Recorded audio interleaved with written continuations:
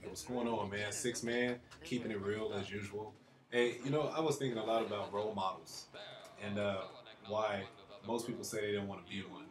Um, one of Charles Barkley's most famous lines was, "I'm not a role model," and that was a long time ago. And even now, I think if you ask me to be a role model, if somebody came up to me and said, "I look up to you," it would make me feel really uncomfortable.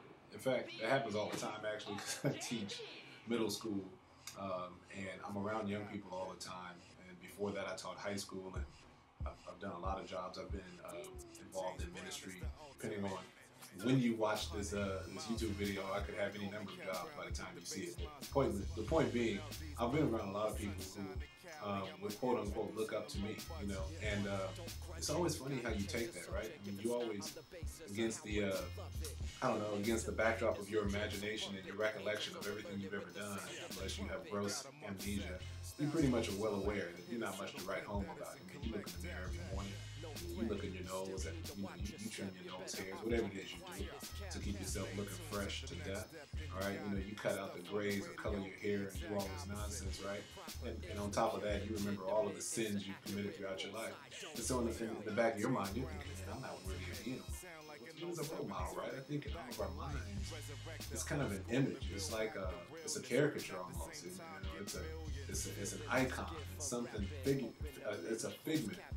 We see as we become adults and as we grow out of adolescence, man, we see what role models actually are. And I think maybe the greatest fear, if you poll people, is that they would be the person that would be put on a pedestal and then let people down. And it's funny because I don't know that people ever set out to let anyone down, yet still that's what we fear the most. And so I had some highlights this year. I'll share a couple with you about how kind of falling into the role of the role model, falling into that place happens both naturally and can be quite enjoyable. In fact, it's got a lot of perks. I mean, especially if you've ever wanted to be famous, and all of us have. We just lie and say we don't want to be famous. We lie because we like to appear more pious than we are. But this year, I've had a couple episodes. One of my favorites was when a young man recently I subbed in his PE class.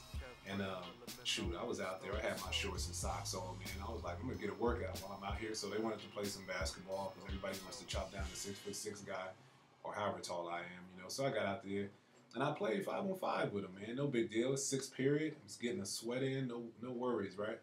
And man, that kid, I've had kind of trouble connecting with him all year. Not because he's a bad kid, but just because he's kind of stoic. He kind of has a tough exterior. And he shook my hand and said, "Hey, Mr. Coulter, man, I've been looking forward to playing against you all year." The role model didn't entail me saying anything wise, no wise words being spoken, too many on the mic, watch the mic start smoking. It was no Rakim, it wasn't me being a soothsaying sage from South Central. It was none of that. It was just me going out there and actually doing something I would have done anyway because I love hoops so much, getting out there and playing on the blacktop like back in the day, and connected to that kid's life. It resonated with him, and it was about as natural as hitting and missing on a blog. Sometimes you write things that people resonate with, and then 50 people will post a comment, and you write, 6 times out of 7 days in a week, you might write a blog post and nobody comments at all because they think it's absolute nonsense, But on that particular day, man, it was a highlight because I could see how the role modelness just kind of emanated. It wasn't about me. It was about an experience. It was about a willingness to interact with a young person. It was about speaking a language, if you will, or spending a currency that's spent in the world and the land of that particular young person. And it was magnified because it wasn't just that kid. There was other kids too who weren't even in my class, and I'm not going to answer that. There was other kids who got just the exposure. Some of them didn't even play in the game that day at PE. They just were kind of onlookers, and they were like, "Man, he's out there." When you're a teacher, when you're a role model, anything you do, you watched. And that's the thing about being a role model is that by default, you're being watched. You are in a role, and you are modeling whether you want to or not, whether you accept the role, the job. This is not Mission Impossible. It's not a situation where should you choose to accept it. You are either modeling or you're not. The kind of character someone would replicate. You're either you can't control whether or not in a role. Because if you're visible, you're in the role. And if young people are watching, you're in the role. If you have children, if you don't, if you've adopted them, if you haven't, if you're an uncle or an aunt and you're around your nieces and nephews, you can't help the role. What you can help, the part that you actually control, is the modeling part. And I think that for me is the coldest piece, man, because you get to choose that. You get to choose how you model, and you get to choose the level of enjoyment, man. And one of the other episodes I've had this year happened today. It's fresh in my mind. I must have signed 10 to 15 yearbooks today, and I'm always thinking to myself, why would somebody want me to sign their yearbook when they know they've reserved all that space for all of their cool friends at school, more often than not. And I'm gonna tell you, I don't know if this bought me a little street credit today, but I took my guitar to work, and I covered a song by Coldplay, and I'm not very good, so don't get any ideas, right? But I sat there and I just struggled through the song, and I told him I was going to struggle. I told him that I'm not the best guitarist, but I wanted to share the song because I thought the lyrics were meaningful. And I'm thinking that probably for me, in my role as a teacher, I was modeling something that they could relate to.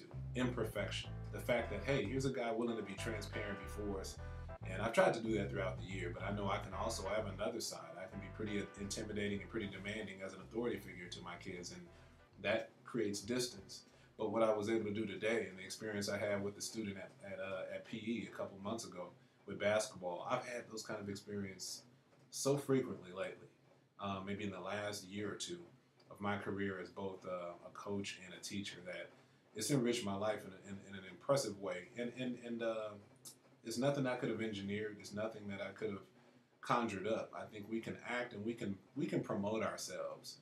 But I don't think that's what being a role model is. I think being a role model is being humble enough to say that, hey, if someone's willing to accept me as their model, then I'm willing to share my life with them in a way that won't be destructive. And so for me, it forced me to kind of start looking back at who my role models were. Shouts out to Mr. Smith, my PE teacher in 8th grade, Mr. Franklin. Shouts out to Mr. Kilmer, West Covina High School, who took time at lunchtime to teach me pre-calculus and help me with a subject I was clueless in.